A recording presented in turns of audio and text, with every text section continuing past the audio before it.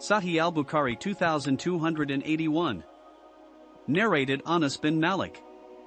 The Prophet sent for a slave who had the profession of cupping, and he cupped him. The Prophet ordered that he be paid 1 or 2 essayas, or 1 or 2 muds of foodstuff, and appealed to his masters to reduce his taxes. Sahih al-Bukhari 2282. Narrated Abu Mas'ud al-Ansari. Allah's Messenger regarded illegal the price of a dog, the earnings of a prostitute, and the charges taken by a soothsayer.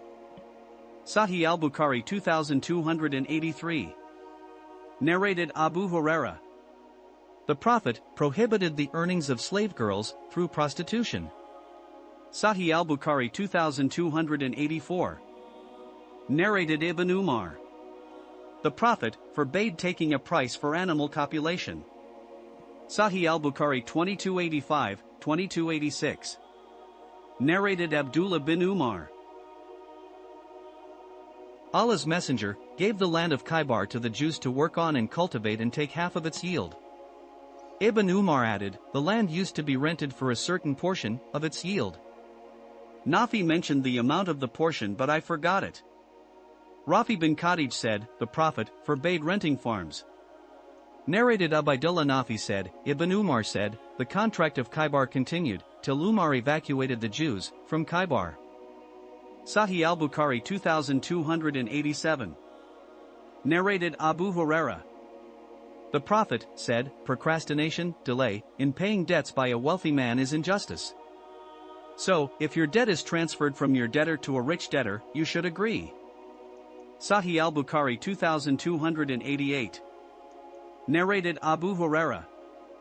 The Prophet said, procrastination, delay, in paying debts by a wealthy person is injustice. So, if your debt is transferred from your debtor to a rich debtor, you should agree. Sahih al-Bukhari 2289. Narrated Salama bin al-Aqwa. Once, while we were sitting in the company of Prophet, a dead man was brought. The Prophet was requested to lead the funeral prayer for the deceased. He said, is he in debt? The people replied in the negative. He said, has he left any wealth? They said, no. So, he led his funeral prayer. Another dead man was brought and the people said, O Allah's Messenger. Led his funeral prayer. The Prophet said, is he in debt? They said, yes. He said, has he left any wealth? They said, 3 dinars. So, he led the prayer. Then a third dead man was brought and the people said to the Prophet, please lead his funeral prayer. He said, has he left any wealth? They said, no. He asked, is he in debt?